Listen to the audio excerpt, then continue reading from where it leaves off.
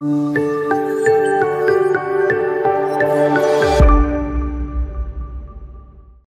saudara yang terkasih di dalam Kristus Yesus. Berjumpa lagi dengan saya Eri Aryani pada program Living for Christ Indonesia. Mencintai Tuhan, berhenti menghakimi, dan menjadi berkat. Program ini terdiri dari 3 segmen. Segmen pertama adalah cerita kita. Segmen kedua adalah topik kita. Dan segmen ketiga adalah apa kata firman Tuhan buat kita. Dan kali ini segmen pertama sudah bersama dengan kami via Zoom meeting ini Bapak Pendeta Viron Peter dari Gereja GKSI Jemaat Eden Salumoni, Desa Leling Utara, Kecamatan Tomo, Kabupaten Mamuju, Sulawesi Barat. Shalom Bapak Pendeta. Pak Pendeta Viron, shalom. Apa kabar Pak? Baik Bu. Puji Tuhan, terima kasih Pak Viron, Pak Pendeta sudah hadir di tengah-tengah kami di program Living for Christ Indonesia. Apa kabar Pak di sana Pak? Cuaca gimana Pak? Ya di sini sedang musim hujan Bu. Makanya suaranya Ibu kan agak kurang kedengaran Bu. Oh kurang kedengaran ya? Karena hujan ya Pak Pendeta Viron ya? Ya deras sekali hujannya Bu. Oh sama ya Pak di Jakarta juga sedang musim hujan. Sehat Pak, keluarga semua? Sehat Bu. Puji Tuhan. Saudara, kita akan mendengar tentang pelayanan beliau dan bagaimana pergumulan yang dihadapi di dalam pelayanan beliau sampai saat ini. Bapak Pendeta Viron, boleh diceritakan sedikit kesaksian bagaimana pertama kali Tuhan memanggil Bapak untuk melayaninya di ladang Tuhan. Silakan Bapak Pendeta. Mulai ya Bu. Ya, shalom. Ya Pak Pendeta, bisa ceritakan bagaimana awalnya Tuhan memanggil Bapak? Ya, silakan. Ya. Shalom. Baik. Ya, baik. Shalom. Selamat siang. Selamat siang.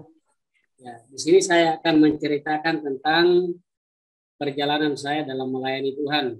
Selama kurang lebih Tuhan tempatkan saya di Jemaat Eden Salumoni itu sekitar 2 tahun. Nah, pertama kali sebenarnya karena kalau dipikir titel, saya ini titelnya SPD bukan STH. Ya, titelnya SPD bukan STH. Cuma rencana waktu pertama kali saya mau datang untuk mengajar. Tetapi rupanya ya Tuhan punya rencana yang lain. Tuhan punya maksud yang lain bagi saya. Tuhan panggil saya untuk kembali melayani Tuhan dan ya puji Tuhan tidak dalam jangka waktu yang lama ya Tuhan menggerakkan hati jemaat Tuhan yang ada di Jemaat Eden untuk mengurapi saya sebagai pendeta. Puji Tuhan. Jadi dalam pergumulan itu ya di suatu sisi saya merasa senang sekali jadi pendeta begitu kan, sesuai dengan juga impian saya bagaimana supaya saya bisa jadi pendeta. Sekalipun waktu itu ya saya ambilnya jurusan SPD. Pikiran saya SPD juga kalau kita mau jadi pendeta kan tidak masalah. Itu dalam pikiran saya. Tetapi ya Tuhan berkehendak ya Tuhan tarik saya untuk jadi pendeta. Ya saya di satu sisi ya saya bilang saya senang jadi pendeta. Tapi ya ada banyak juga yang saya pikirkan, tetapi saya percaya bahwa semua pasti Tuhan atur. Tuhan tangkap saya untuk jadi pelayannya, dia pasti akan memberkati saya. Mungkin belum untuk saat ini. Itu dalam pikiran saya. Ya, sekarang ini kan saya sudah punya anak 1. Ya, istri dapat di tempat sini. Setelah saya dilatih jadi pendeta. Ya, gitu. Tetapi saya mulai berpikir ketika saya sudah punya tanggung jawab di tempat ini. Saya mau kasih makan apa istri dan anak-anak saya. Sementara saya ini kan ya mohon maaf kalau kita mau bicara tentang finansial, ya saya paling kerja baru ada uang. Ya begitu. Kalau mau harap ada ya gaji, ya otomatis ya kan tidak ada, pasti itu tidak ada. Ya. saya tidak ada itu. Paling kalau misalnya jemaat Tuhan ada mereka yang mau mereka ini memberkati ya, puji Tuhan lah itu. Jadi singkat saja, selama saya pelayanan di sini, ya saya merasakan pertolongan Tuhan itu luar biasa dalam hidup saya. Amin. Dari sejak saya pertama datang dan saya sampai hari ini, saya melihat bahwa perkara ajaib selalu Tuhan kerjakan dalam hidup saya. Karena kalau mau dipikir secara manusia, saya di sini tidak punya lahan, tidak punya tanah untuk menggarap, ya untuk bisa hidup dengan istri sama anak-anak saya. Tetapi saya percaya bahwa ya saya menggarap tanahnya Tuhan. Amin. Dan saya pasti ya dari tanahnya Tuhan itu, Tuhan pasti kirim mungkin orang-orang atau jemaat Tuhan untuk memberi saya makan. Itu keyakinan saya. Haleluya. Tuhan pasti pelihara ya Pak Pendeta Firon ya. Ini pekerjaan Tuhan, campur tangan Tuhan, ajaib ya Pak Pendeta ya. Nah, Pak Pendeta, saya mau tanya, kalau boleh tahu, kira-kira apa yang pernah menjadi pergumulan Bapak yang paling berat dalam pelayanan Pak Pendeta? Ya, baik. Pergumulan berat yang saya alami itu karena kebetulan saya ini kan melayani di 3 jemaat Bu, waktu itu. Ya, 3 jemaat. Nah, 3 jemaat ini, 2 jemaat ini yang jauh sekali, jauh tempatnya. Jadi saya punya pergumulan yang sangat berat. Waktu itu ya motor tidak ada, kendaraan di gereja tidak ada. Saya punya pergumulan bagaimana saya bisa melayani mereka kalau saya tidak punya kendaraan. Ya, itu yang menjadi setiap malam saya berdoa. Bagaimana Tuhan supaya saya bisa punya kendaraan untuk melayani mereka.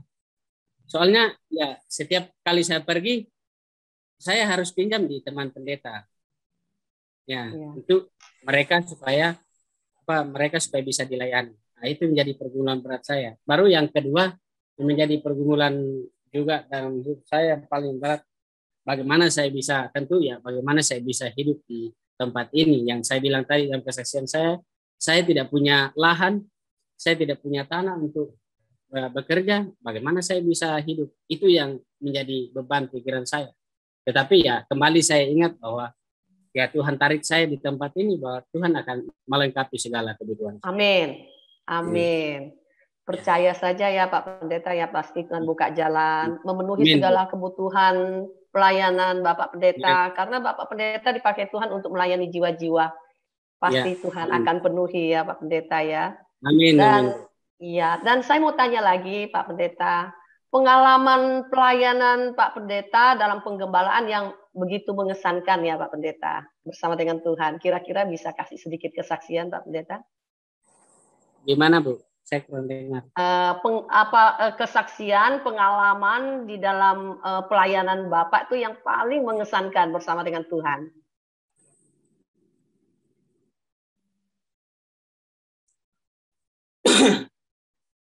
Ada pelayanan di dalam Bapak, ada peristiwa yang paling mengesankan Pak waktu dalam pelayanan? Ya, sejauh ini kalau untuk itu ya yang sesuai yang saya kesaksian tadi ya hanya itu aja, belum juga ini karena baru mau 2 tahun, jadi ya kita tidak tahu ke depannya akan ada, ya pastinya akan ada ke depannya, tetapi mudah-mudahan kita masih bisa tersambung lagi Bu supaya saya bisa cerita kalau ada sesuatu. Ya. Puji Tuhan Pak Pendeta Firon, mungkin karena ada gangguan cuaca juga ya Pak sehingga signalnya, internetnya kurang mendukung. Baik Pak Pendeta, tidak apa-apa, puji Tuhan. Pasti kami percaya Bapak punya pengalaman-pengalaman di mana pemeliharaan Tuhan luar biasa. Bapak tidak pernah kekurangan. Bapak mendapatkan keluarga di tempat pelayanan Bapak. Semua Tuhan sediakan ya Pak Pendeta. Nah, saya mau tanya Pak Pendeta, sebagian besar hamba Tuhan itu kan yang berstatuskan gembala seperti Pak Pendeta itu pada umumnya hidup dari pelayanan. Nah, pandemi COVID-19 ini mempengaruhi nggak Pak untuk Bapak mencukupi kebutuhan rumah tangga, pelayanan, Nah, apakah ada kendala Pak selama pandemi COVID-19 ini Pak Pendeta? Banyak banyak sekali kendalanya, Bu. Banyak sekali kendalanya. Ya, cuman ya di sini kan kebetulan karena di sini kan mayoritas tani. Ya. Ya. Jadi untuk mencukupi karena selama COVID yang baru pertama kali muncul, kita tidak laksanakan ibadah itu sekitar 3 bulan. Oh ya. Nah, sekitar 3 bulan itu kan tidak ada tatap muka. Ya. Jadi saya memanfaatkan situasi itu ya untuk ya kerja sesuatu kira-kira apa yang saya bisa kerjakan Puji untuk Tuhan. mencukupi kebutuhan. Ya, kan di sini kan mayoritas tani, jadi bisa untuk cari-cari apa di jemaat untuk mereka beri upah begitu. Puji Tuhan. Ya. Jadi di tempat gereja Bapak ini mayoritas jemaatnya bertani ya Pak Pendeta ya? Iya, iya. Itu cukup banyak kah? Kira-kira berapa jumlahnya Pak Pendeta jemaatnya? Kalau jemaat sekitar 60, Bu. Oh, 20 lumayan. lebih kakak, Bu. Ya, 20 lebih kakak. Oh, 20 lebih kakak ya. Puji Tuhan ya Pak Pendeta, Tuhan tambahkan lagi jiwa-jiwa dan segala kebutuhan Pak Pendeta dan juga jemaat terpenuhi oleh Tuhan. Tuhan pasti pelihara ya Pak Pendeta ya. Ya. Nah Pak Pendeta mau tanya nih, ada tidak Pak pergumulan di hari-hari ini selain pandemi COVID nih kan sudah lewat, sudah mulai enakan ya, sudah mulai ibadah tatap muka sekarang ya Pak Pendeta ya? Iya Bu ya. Puji Tuhan. Nah, ada pergumulan di hari-hari ini nggak Pak buat Bapak dan tim di gereja yang Bapak layani gitu? Iya, banyak pergumulan Bu. Karena ya sekarang kita bergumul tentang gereja Bu. Nah, saya kan sekarang kan tinggalnya di pastori. Lalu pastori itu kan ya dalam keadaan darurat saja supaya cuma itu yang jadi pergumulan kita. Bagaimana caranya supaya itu bisa dibangun. Nah, dengan tim ya mereka percayakan di saya, bilang bagaimana caranya supaya ya mungkin ada link sama yang lain teman-teman. Tapi saya bilang saya akan usahakan sebagai gembala bagaimana supaya ya bisa berjalan dengan baik. Itu jadi pergumulan saya. Dan juga ya ada beberapa ya banyak pergumulan. Ada pergumulan yang sangat penting ya. Ya biasa lah Bu, ada jemaat, misalnya ada jemaat yang kadang-kadang tidak mau ikut ibadah atau apa yang jadi pergumulan hidup saya. Itu pergumulan yang terjadi di mana-mana Pak Pendeta ya. Itu bagi saya ya kebetulan karena saya kan masih muda ya, itu yang jadi pergumulan saya bagaimana supaya ya ini bisa teratasi, tetapi ya saya hanya bermodalkan doa saja bagaimana supaya mereka Tuhan ketuk pintu hati. Amin. Kalau Tuhan sudah berperkara, Tuhan sudah buka jalan, pasti Tuhan akan membela Bapak di dalam pelayanan Pak Pendeta ya. Bukan karena usia muda, tapi Pak Pendeta dipakai Tuhan menjadi teladan bagi banyak orang percaya di sana. Amin. Pak Pendeta penuh firman dan penuh Roh Kudus, pasti Tuhan yang akan memakai Pak Pendeta. Dahsyat ya Pak Pendeta. Baik Pak Pendeta, ada harapan ke depan seperti apa Pak Pendeta? Apa yang Bapak harapkan untuk hari-hari ke depan dalam pelayanan Pak Pendeta? Ya, tentu saya berharap agar ya sebagai gembala, saya berharap ya selain ketika jemaat mendengarkan apa yang saya sampaikan, ya mereka bertumbuh, itu harapan saya. Nah, bertumbuh itu baik secara kualitas maupun ya lebih-lebih saya menginginkan agar mereka jemaat bisa bertumbuh secara kuantitas dan kualitas. Iya, puji Tuhan ya Pak Pendeta ya. Baik Pak Pendeta, puji Tuhan, Pak Pendeta Viron. Terima kasih telah hadir di Zoom meeting untuk berbagi cerita dengan kami di program Living for Christ Indonesia. Tuhan Yesus pasti mendengarkan doa Pak Pendeta Viron serta memberkati pelayanan dan keluarga Bapak. Amin. Percayalah Bapak tidak pernah sendiri ya Pak dalam mengemban tugas dan panggilan Tuhan Yesus Kristus. Sesuai janji Tuhan, penyertaannya pasti sempurna untuk Pak Pendeta yang melakukan amanat Tuhan. Saudara, kita telah mendengarkan cerita dari Bapak Pendeta Viron. Firman Tuhan di Galatia 6 mengatakan, bertolong-tolonglah kamu menanggung bebanmu. Demikianlah kamu memenuhi hukum Kristus. Janganlah kita jemu-jemu berbuat baik, karena apabila sudah datang waktunya, kita akan menuai. Karena itu, selama masih ada kesempatan bagi kita, marilah kita berbuat baik kepada semua orang, tetapi terutama kepada teman-teman seiman kita. Ada rekening bank dari hambanya yang tertera di bawah ini. Jika saudara tergerak, silakan saudara bisa mentransfer persembahan kasih saudara untuk mendukung visi misi dan kerinduan pelayanan dari hambanya. Biarlah berkat kasih karunia melimpah buat saudara semua di dalam nama Tuhan Yesus, dan Tuhan Yesus dimuliakan. Terima kasih. Selanjutnya kita akan masuk ke segmen kedua untuk berbincang-bincang dengan anak-anak muda dengan topik-topik Kristen kekinian. Terima kasih, Tuhan Yesus memberkati.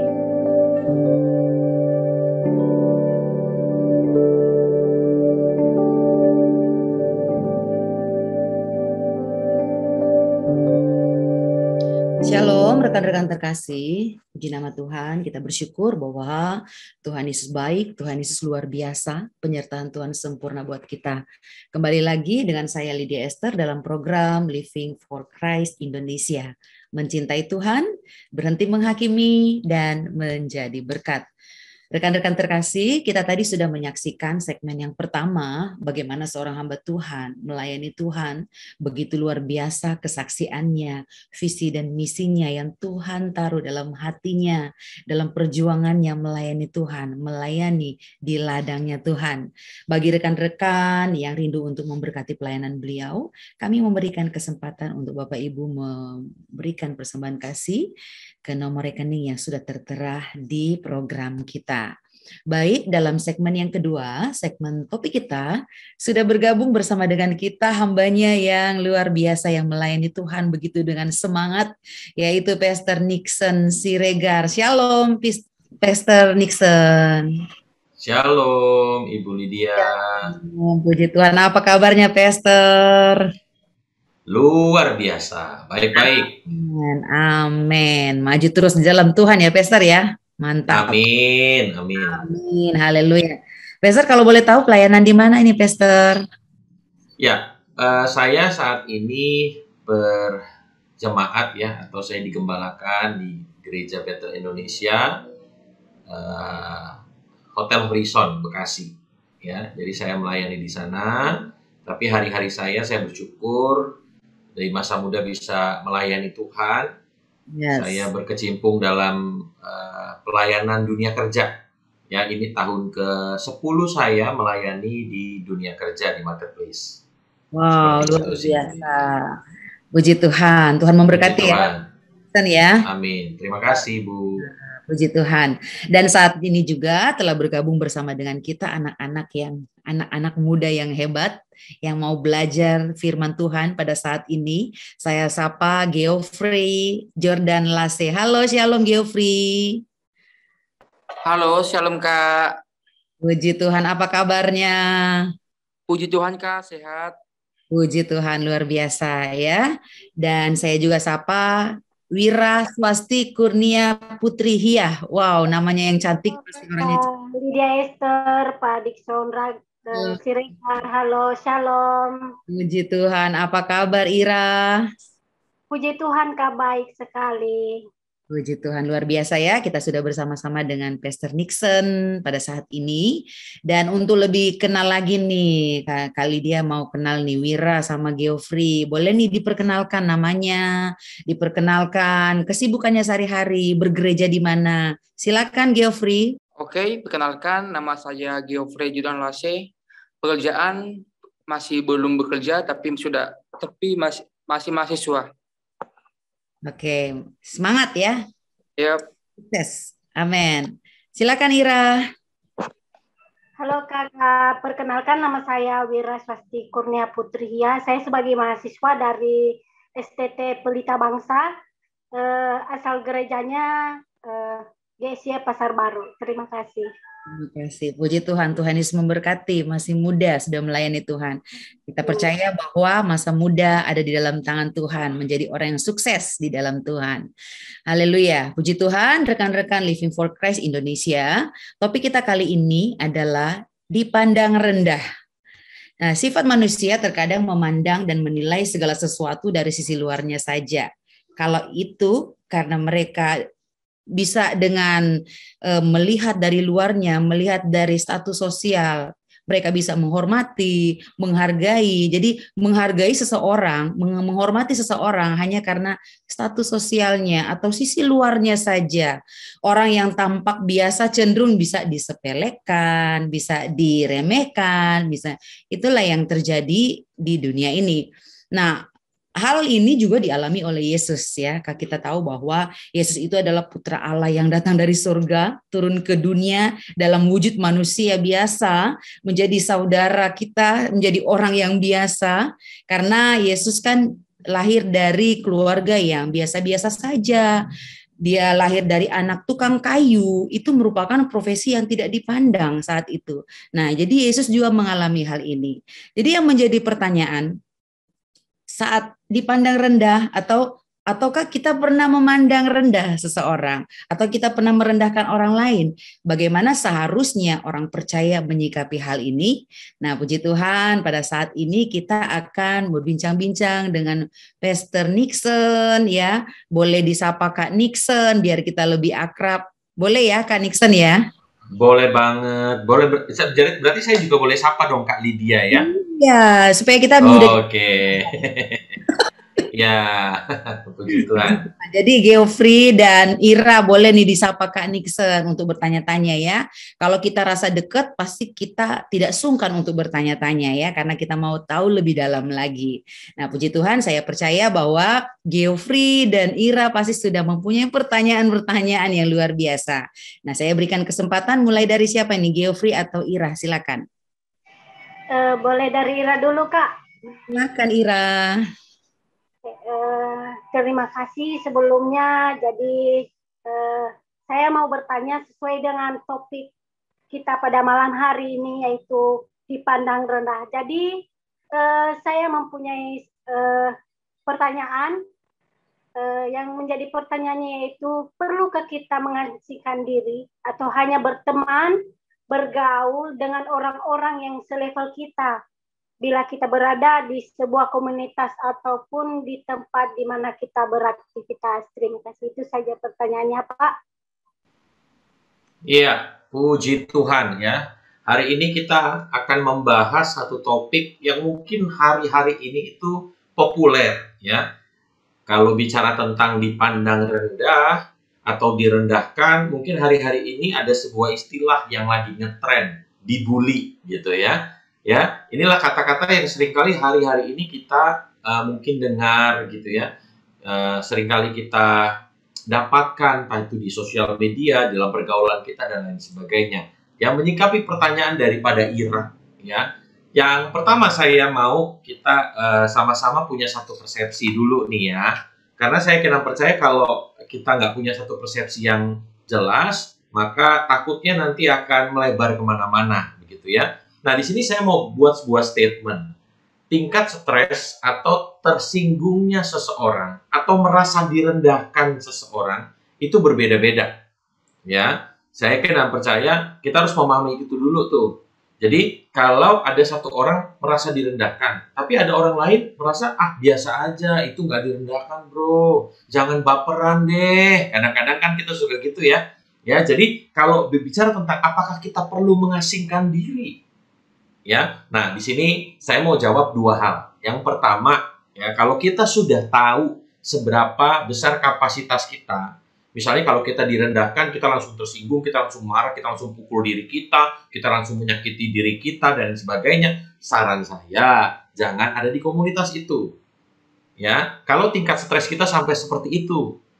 Tapi kalau misalnya tingkat stres kita tidak seperti itu, maka kita harus belajar begini. Kadangkala dipandang rendah itu, ya seringkali dipandang rendah itu sebagai generator dalam kehidupan kita, gitu ya. kita bisa berpikir begini, saya percaya kok orang-orang besar, orang-orang hebat itu pasti dulunya pernah direndahkan. Nah, kalau nanti Ira atau Geo ya, saya panggil Geo aja ya. Geo nanti suka browsing di internet ya, bagaimana banyak orang yang direndahkan, tapi mereka hidup berhasil.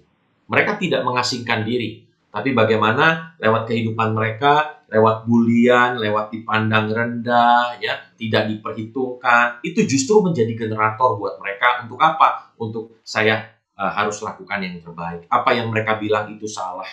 Ya, mungkin saya lahir dari keluarga yang tanda kutip ya kurang berada, tapi saya kena percaya masa depan saya tidak ditentukan dari di mana saya lahir, tapi masa depan saya ditentukan dari Tuhan yang saya sembah, Tuhan Yesus Kristus. Ya, jadi itu yang memotivasi kita sebenarnya. Jadi menurut saya yang pertama, kalau harus mengasingkan diri, cek dulu di diri kita nih. Kita nih orangnya baperan gitu ya, perasa banget ya. Nah, kalau kayak begitu saran saya ya kita bisa bukan mengasingkan diri, tapi menjaga jarak dengan mereka. Hiduplah dengan sebuah komunitas nih. Ya, kita bersyukur nih Living for Christ ada begitu banyak kesaksian demi kesaksian.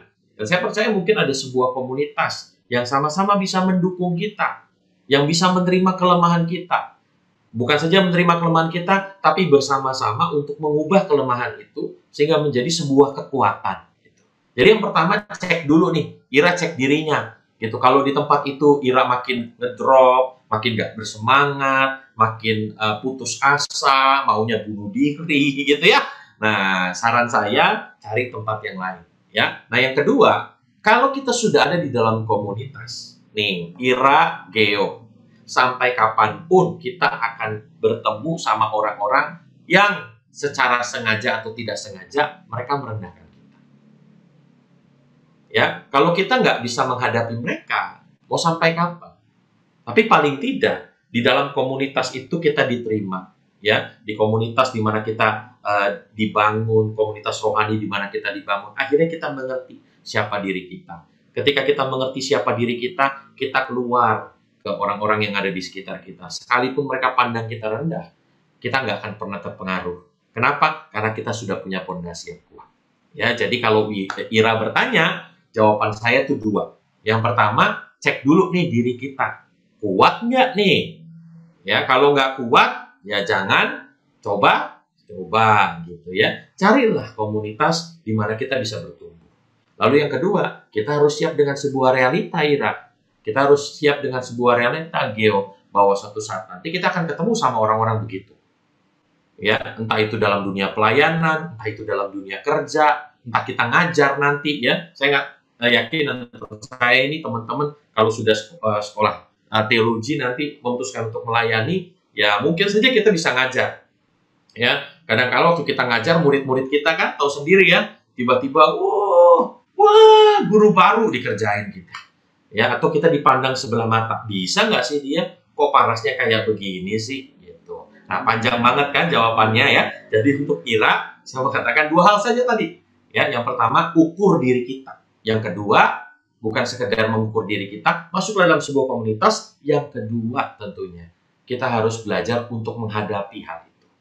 Karena sampai kapanpun, kita akan bertemu sama orang-orang yang kayak begitu. Tuhan Yesus berkati. Oke, pertanyaan selanjutnya, Kak. Boleh, ayo.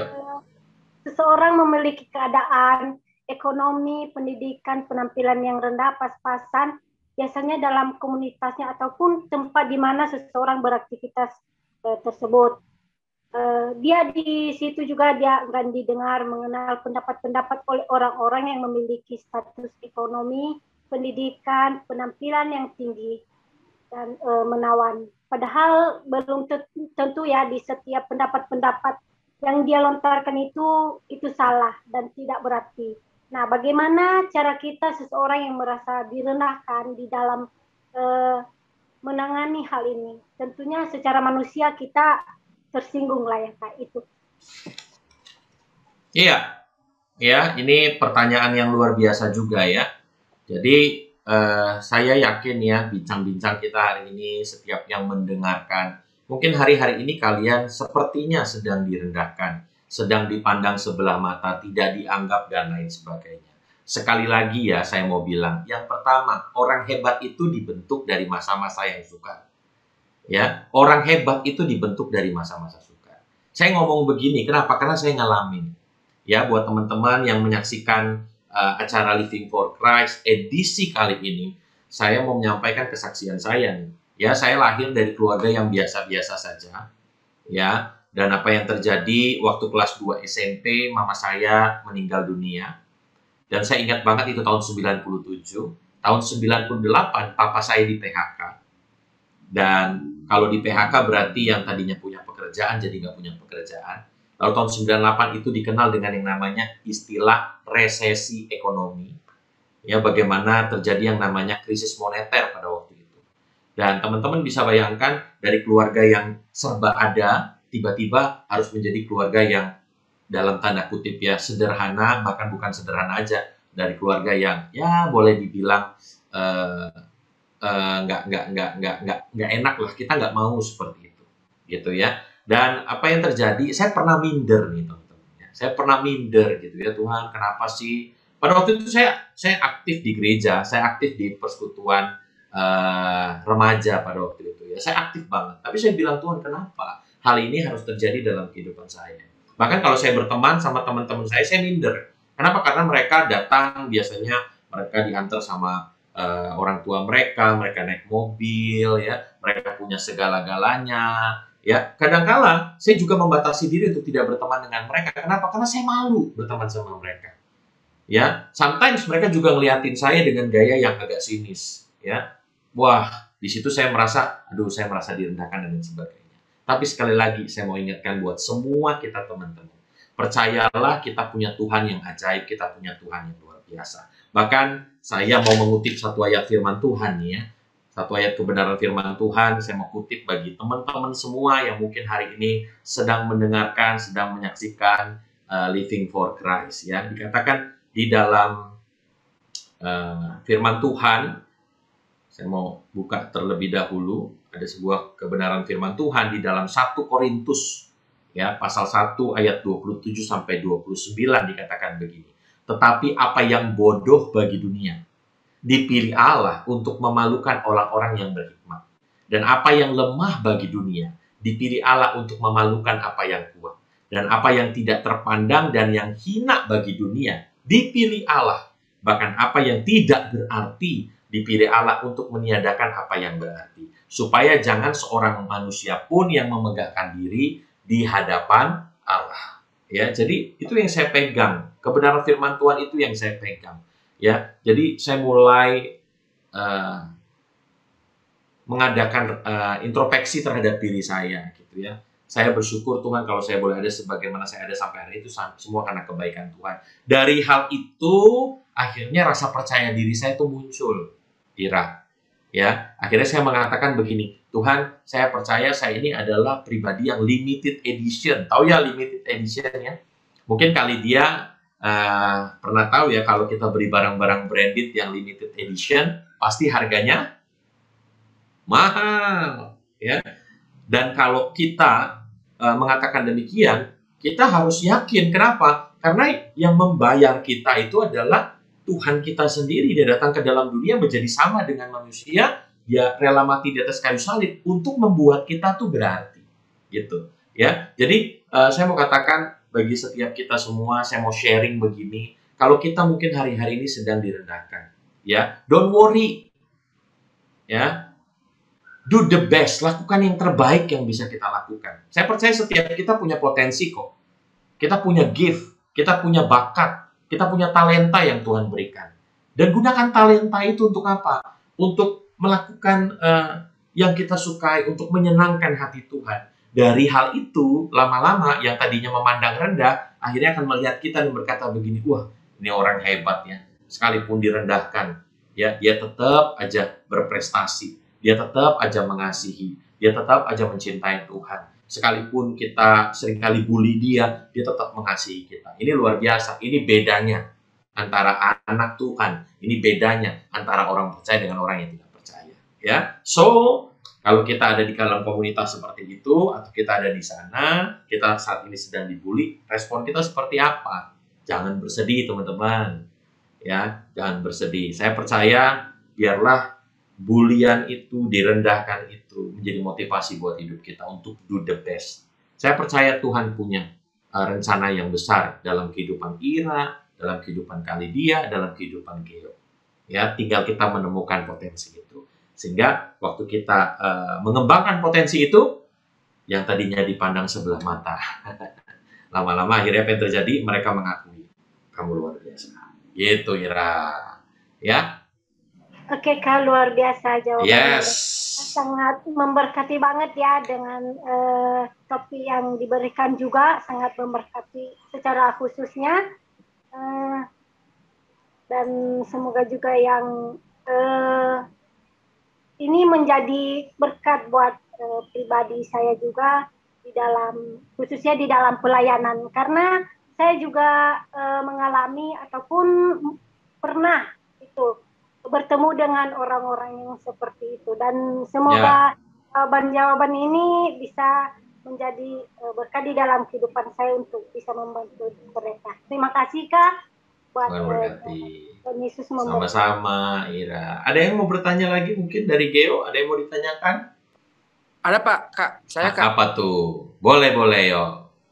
Ini tentang apa tadi, Kak? Kan di dalam hidup manusia ini, dan termasuk saya juga ya, Kak, pernah menganggap orang lain itu bahwa orang lain itu saya anggap rendah, bahwa orang lain itu tidak selevel dengan saya. Seperti saya kasih contoh, seperti kan saya, puji Tuhan, saya dipercayai Tuhan untuk melayani pemain musik di satu gereja, dan suatu saat itu saya merendahkan teman saya karena dia kurang ilmunya kurang sebanding dengan saya. Jadi saya rendahkan dia, saya hina lah, kata-kata hinaan saya hina. Apakah itu hal yang baik atau berkenan di hadapan Tuhan, Kak? Oke, ini pertanyaannya akan saya jawab dengan sebuah pertanyaan, ya. Pertanyaan akan saya jawab dengan sebuah pertanyaan, ya. Kalau kita merendahkan orang lain, nah pertanyaannya adalah kalau kita direndahkan kita mau atau tidak? Pasti kita nggak mau, gitu ya. Kita nggak mau direndahkan oleh orang lain. So, mulai hari ini buat teman-teman semua yang menyaksikan acara ini, belajar untuk menghargai orang lain. Ya, jangan pandang rendah orang lain hanya karena apa tadi kali dia bilang status ekonominya, ya mungkin parasnya yang biasa aja, main musiknya yang biasa aja. Maka nanti nih ya teman-teman, ya ini saya sharing aja ya, kali dia ya saya sharing aja. Nanti teman-teman kalau udah selesai S1 misalnya, jadi sarjana teologi, dengan orang khotbah juga mulai ngeriput-ngeriputin kening kan? Ini bener nggak sih? Ini bener nggak sih? Lama-lama kita mulai merendahkan si pembicara itu. Bahkan waktu kita dengar khotbah misalnya di remaja, di pemuda gitu ya, lalu kita mulai mengkerutkan, ini kayaknya nggak bener nih, gitu ya. Kita mulai merendahkan dia. Akhirnya waktu kita merendahkan dia nggak punya yang namanya percaya diri. Sekali lagi teman-teman, tingkat stres seorang itu bisa berbeda-beda. Mungkin kalau kita direndahkan, kita fine-fine aja. Tapi ada orang yang ketika direndahkan, dia akan ingat itu selalu, bahkan dia akan menyimpan akar kepahitan, gitu ya. So, menurut saya, buat Geo, saya bersyukur nih Geo mau mengakuinya nih. Jarang-jarang loh teman-teman mau mengakui kesalahan yang pernah dia buat. Saya mau berikan applause buat Geo nih, luar biasa ya. Geo berani untuk mengatakannya, dan saya mau katakan Geo, di atas langit ada langit. Mungkin hari ini ketika engkau bermain musik bagus, ya, tapi jangan lupa di atas kamu juga ada begitu banyak orang yang bisa bermain musik dengan bagus, gitu ya. So, tugas kita apa? Tugas kita bukan merendahkan, tapi tugas kita apa? Menemani dia. Yang tadinya nggak bisa, kita temani dia, kita dukung dia, kita support dia, bahkan kita latih dia. Yang akhirnya apa yang terjadi? Dia bisa bermain musik dengan baik. Dan kalau dia bisa bermain musik dengan baik, dia nggak akan pernah lupa kok. Siapa yang ngajarin kamu? Saya bersyukur tuh ada Kak Geo yang luar biasa. Ya, di saat saya nggak bisa main loh, nggak bisa main, dia begitu sabar ngajarin saya. Dia nggak pandang rendah saya. Akhirnya saya punya semangat, saya punya motivasi, saya bisa melayani Tuhan dengan baik. Dan siapa yang dimuliakan Tuhan? Tetapi ingat, Tuhan pakai Geo, dan akhirnya terjadi orang kenal Geo sebagai orang yang tidak suka merendahkan orang lain. gitu ya. Jadi buat teman-teman semua lah, bukan cuma Geo, ayo kita hari-hari ini belajar jadi pribadi yang suka menolong orang lain, mengangkat orang lain, sehingga orang-orang di sekitar kita bisa melihat Yesus dalam diri kita. Ya, waktu mereka bisa melihat Yesus dalam diri kita, akhirnya tadi kan living for Christ, bukan sekedar menghakimi, tapi bisa menjadi berkat bagi orang-orang di sekitar. Ya, itu saja yang saya bisa sampaikan untuk Geo. Semoga memberikan pencerahan buat Geo. Ada lagi mungkin yang mau ditanyakan? Ada lagi Kak, saya mau tanya. Waduh, ini luar biasa nih semangatnya ya. Silakan Geo. Oke Kak, dan pertanyaan kedua, gimana sih kita cara merangkul orang, kan dia sudah kita bilang sudah di dalam, dia sudah dicaci maki, sudah dia dihina lah. Gimana kita supaya kita merangkul dia supaya dia bisa bangkit lagi bersama kita Kak? Oke, ini luar biasa ya. Yang pertama saya mau bilang, kita itu sebagai manusia ya, ini kita sebagai manusia nih, seringkali banyak bercakap-cakap tapi sedikit mendengar. Ya. Nah, kalau orang-orang yang kayak begitu yang harus yang harus kita lakukan adalah kita belajar mendengar dia. Itu hal pertama. Ya, artinya mungkin lu di luar sana dibully, direndahin. Tapi ketika lu berteman sama gua nih, ya kan bahasanya nggak apa-apa ya gua lu ya. Ya, ketika berteman sama gua nih, ya, gua dengerin deh. Kenapa sih? Apa sih? Ya kan akhirnya dia berani untuk curhat, dia berani untuk cerita. Waktu dia berani untuk cerita, ya, kita juga bisa sharing tentang kehidupan kita. Mungkin kita juga adalah orang yang pernah dibully. Dan sedikit ya, pengalaman saya ya. Saya nggak tahu ya, kenapa seringkali orang yang dibully itu dipertemukan sama orang yang pernah dibully gitu. Itu seringkali gitu. Sehingga dia bisa bersaksi kepada banyak orang apa yang telah dia alami gitu ya. Jadi buat Geo, yang pertama terima dia dengan apa? Dengerin dulu Geo. Misalnya dia dibulinya tentang apa nih? Misal dari segi skill, ya kan? Kalau dari segi skill, ya ajarin dia supaya dia bisa bermain musik dengan lebih baik lagi. Tapi kalau dia dibully misalnya atau dipandang rendah karena cerewet misalnya, suka ngomongin orang, suka pukulin orang, ya terima dulu dia. Setelah dia diterima, nah Geo baru sampaikan nilai-nilai firman Tuhan, ya nilai-nilai kebenaran. Ya paling tidak penerimaan Geo itu menjadi sebuah jembatan supaya berita kasih karunia bisa tersampaikan oleh teman kamu. Gitu loh. Sehingga pada waktu dia terima, dia muncul yang namanya pengharapan, kepercayaan diri. Akhirnya dia bisa memandang dirinya bahwa dia itu berharga di mata Tuhan. Kan ada ya ayatnya di dalam Yesaya 43 tuh ayat keempat dikatakan begini. Oleh karena engkau berharga di mataku dan mulia, dan aku ini mengasihi engkau, maka aku akan memberikan manusia sebagai gantimu dan bangsa-bangsa sebagai ganti nyawamu. Ya, jadi karena engkau berharga. Jadi bukan saja orang yang membuli gitu ya, tapi yang dibuli itu adalah orang-orang yang sangat berharga. Baik yang membuli, baik yang dibuli, baik yang merendahkan, baik yang direndahkan gitu ya. Baik yang merendahkan dan direndahkan, mereka sama-sama orang-orang yang dikasih oleh Tuhan. Gitu ya. Jadi kalau Geo nih kan udah punya pengalaman nih. Nanti kalau ketemu sama orang itu bisa cerita. Gue juga pernah loh waktu itu. Tapi apa yang terjadi? Gue do the best aja. Gue percaya Tuhan punya rencana yang baik. Ya kalau saya dibilang kurang bagus mainnya, saya belajar untuk main lebih bagus lagi. Ya kalau saya dibilang, lu begini, lu begitu, lu do the best. Lakukan yang terbaik yang kita bisa. Bersama dengan Tuhan. Saya percaya pengangkatan datangnya dari Tuhan.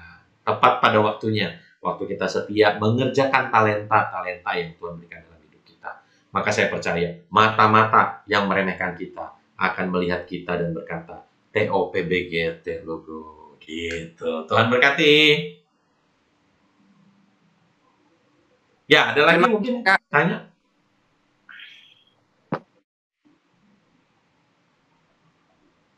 Oke Kak, ada satu lagi. Oke, boleh, yuk.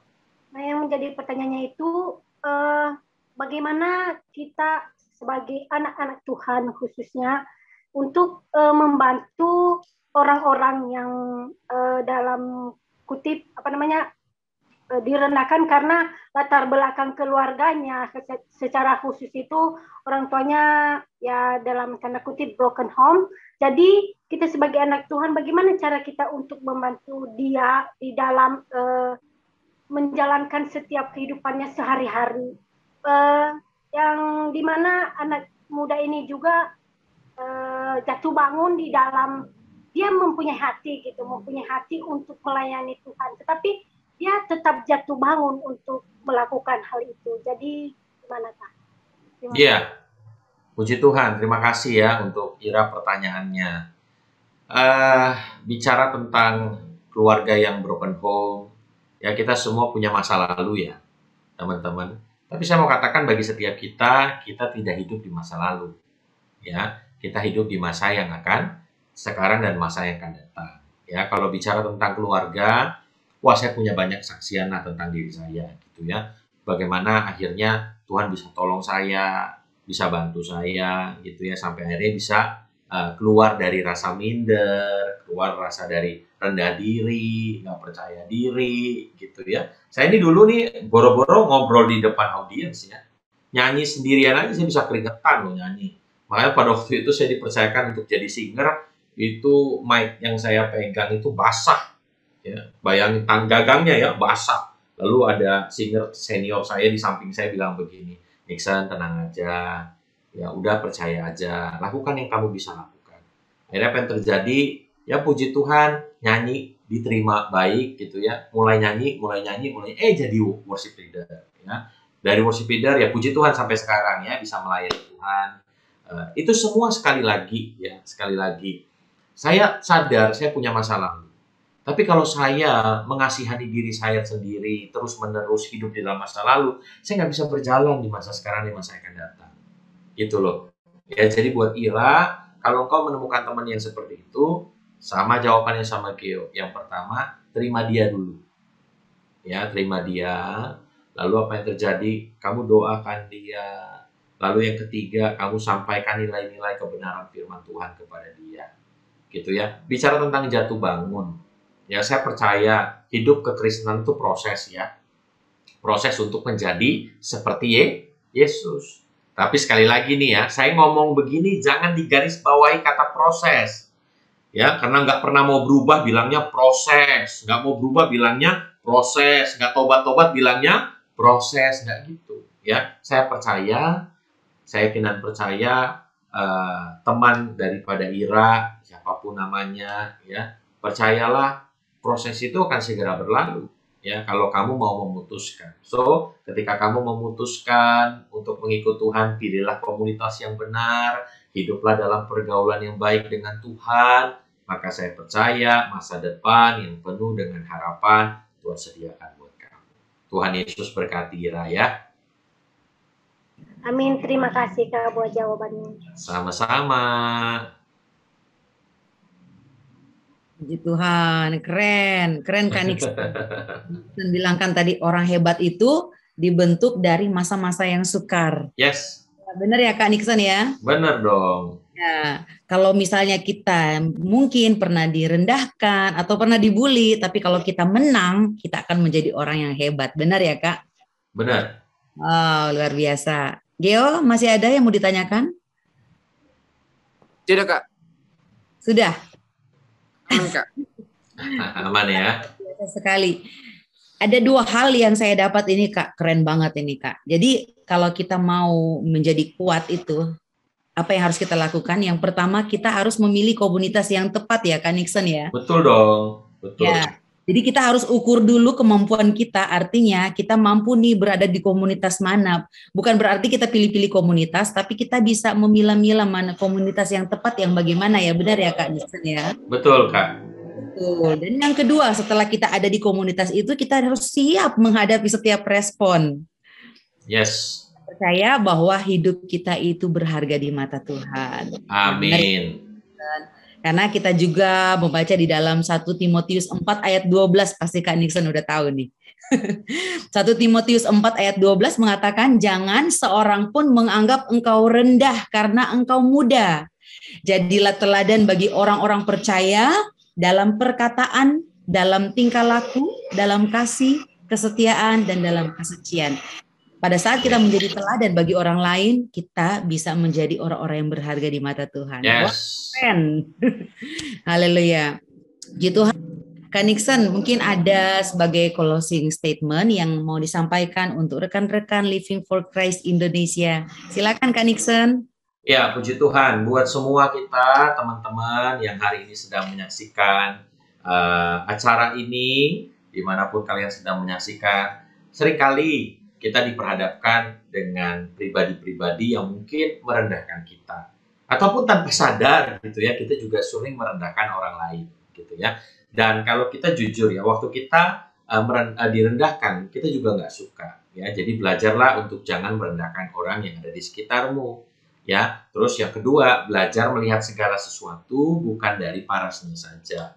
Alkitab sudah memberikan contoh yang luar biasa. Bagaimana seorang Daud ya, ketika Nabi Samuel mau datang mengurapi anak-anak daripada Isai, Daud tidak diajak gitu ya. Sampai satu ketika Samuel bertanya, masih ada nggak anak kamu? Oh, masih ada ya, tapi nggak mungkin lah dia jadi prajurit, nggak mungkin lah dia menjadi orang pilihan Tuhan. Kenapa? Karena tubuhnya kecil, parasnya masih kemerah-merahan. Tapi apa yang terjadi waktu Samuel melihat Daud? Tuhan berkata kepada Samuel, dialah orang yang kupilih, urapilah dia. Nah teman-teman semua, saya kenal percaya Tuhan seringkali punya hobi ya dalam kehidupan kita. Salah satu hobinya adalah memakai orang-orang yang tidak berarti bagi dunia. Untuk apa? Untuk menjadi orang-orang yang berarti bagi dunia. Ya, jadi buat setiap kita yang mungkin hari-hari ini sedang alami desperate, Tuhan kenapa sih aku selalu direndahkan, aku selalu dipandang sebelah mata. Saya mau katakan buat setiap kita teman-teman, percayalah Tuhan ada buat kalian, Tuhan mengasihi kalian, Tuhan mencintai kalian. Jangan hopeless, jangan kehilangan pengharapan. So, jadikan direndahkan, dibully itu menjadi sebuah generator dalam kehidupan kita. Untuk apa? Untuk nama Tuhan dipermuliakan. Karena ketika kita do the best, lakukan yang terbaik, yang kita bisa. Saya percaya setiap kita pasti punya potensi. Saya percaya setiap kita pasti punya keahlian. Saya percaya setiap kita pasti punya talenta. Kita punya bakat. Kita punya karunia yang datangnya dari Tuhan. Do the best. Lakukan yang terbaik yang kita bisa. Selanjutnya, serahkan segala sesuatu sama Tuhan. Percayalah, Tuhan akan mengangkat kalian tepat pada waktunya. So, stay strong in faith and God bless you. Amin, amin, puji Tuhan. Masa depan kita tidak ditentukan bagaimana kita lahir, tetapi masa depan kita ditentukan oleh rencana Tuhan. Haleluya. Amin. Puji Tuhan. Thank you Kak Nixon. Sama-sama Kak Lydia. Sudah menjadi berkat buat kita semua. Terima kasih Kak Nixon dalam pelayanannya. Tuhan Yesus memberkati. Amin. Dan saya juga mengucapkan terima kasih Geoffrey dan Ira. Terima kasih untuk pelayanannya hari ini. Kita sudah belajar tentang firman Tuhan ya. Kita akan menjadi anak muda yang kuat karena kita percaya bahwa kita berharga di mata Tuhan. Haleluya. Puji nama Tuhan, kami mengucapkan terima kasih buat semuanya. Dan kita percaya bahwa Tuhan Yesus selalu menjadi penopang hidup kita. Tuhan Yesus yang menjadi masa depan kita. Karena masa depan itu sungguh ada dan harapan kita tidak akan hilang bersama dengan Tuhan. Puji nama Tuhan, rekan-rekan yang terkasih, kita sudah mengikuti segmen 2, segmen topik kita kali ini. Dan pada saat ini kita akan mengakhiri segmen topik kita. Dan pada saat ini kita akan masuk pada segmen yang ketiga bersama dengan Pastor Jimmy Lizardo. Tuhan Yesus memberkati. Amin. Shalom.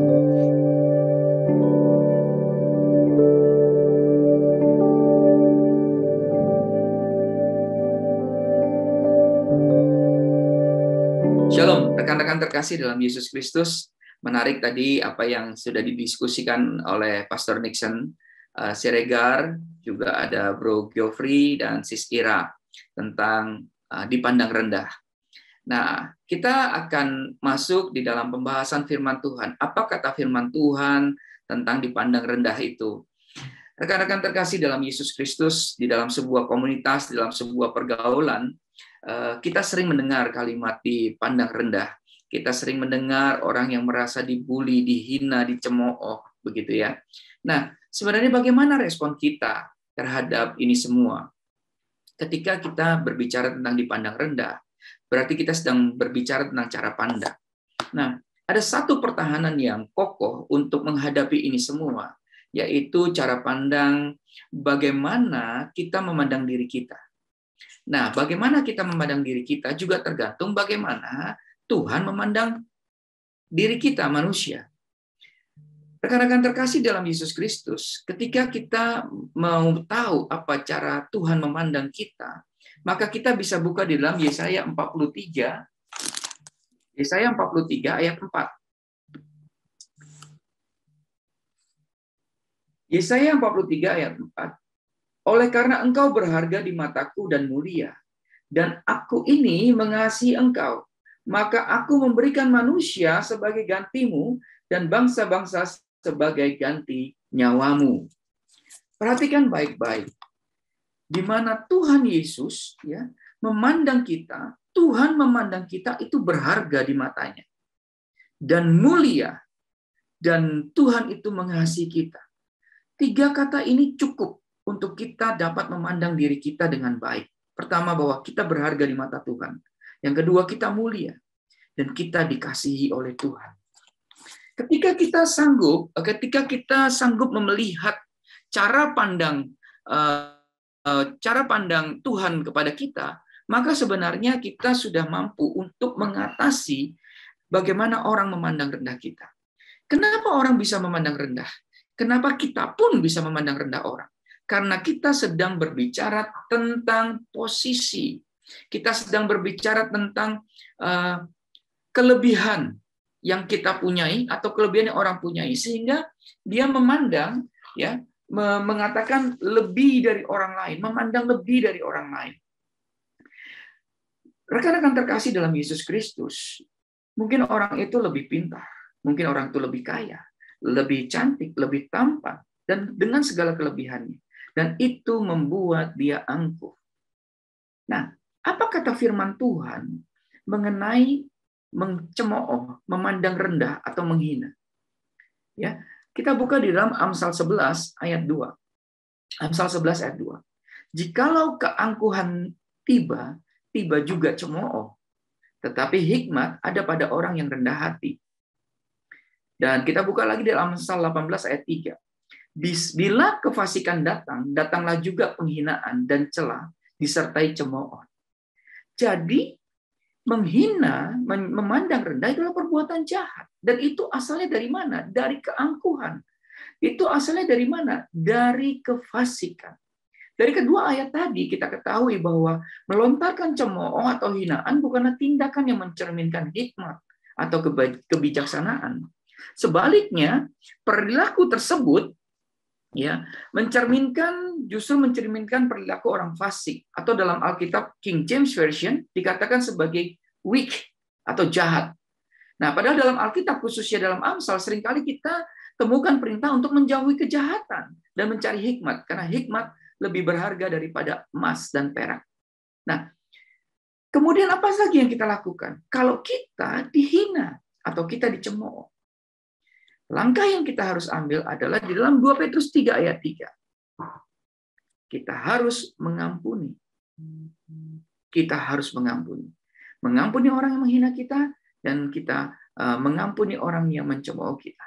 2 Petrus 3 ayat 3 dikatakan gitu. Yang terutama harus kamu ketahui ialah bahwa pada hari-hari zaman akhir akan tampil pengejek-pengejek dengan ejekan-ejekannya, yaitu orang-orang yang hidup menuruti hawa nafsunya. Jika tadi dalam poin pertama bahwa menghina itu adalah jahat, ya, perbuatan jahat. Di dalam 2 Petrus 3 ayat 3 ini dikatakan bahwa semakin jelas bahwa orang yang sering menghina atau mengejek itu menuruti hawa nafsunya. Ya. Nah, apa hubungannya kalau kita dengan hawa nafsu? Di sini kita perlu pahami bahwa hawa nafsu itu tidak melulu berkaitan dengan hal fisik seperti makanan, seks, dan lain-lain. Namun berkaitan juga dengan segala kedagingan, termasuk perasaan iri, ya, perasaan iri hati, kebencian, ya, tidak dapat mengendalikan diri. Nah, Ini yang tidak boleh kita miliki. Nah, kalau kita mengalami yang namanya hinaan dan cemooh, ampuni. Yang ketiga, Tuhan Yesus Kristus mengajarkan kita untuk mengasihi dan mengampuni. Dan tidak boleh membalas menyakiti. Jadi, rekan-rekan terkasih dalam Yesus Kristus, hari ini ubah cara pandang kita tentang diri kita. Bagaimana Tuhan memandang kita, itu yang menjadi pegangan dalam hidup kita. Pertama, kita berharga di mata Tuhan. Kita berharga di mata Tuhan, kita dikasihi Tuhan, ya, dan juga kita ini mulia. 3 hal ini menjadi pegangan buat kita. Dan kedepannya, ketika kita mengetahui ini, jangan pernah kita melakukan cemooh. Jangan pernah kita juga jadi melakukan memandang rendah orang lain, karena itu adalah perbuatan jahat. Ya, kalau kita yang menjadi korban dipandang rendah, ampuni, dan kemudian kita juga bisa mengasihi dan jangan membalas kejahatan orang tersebut. Tuhan Yesus memberkati kita semua. Amin.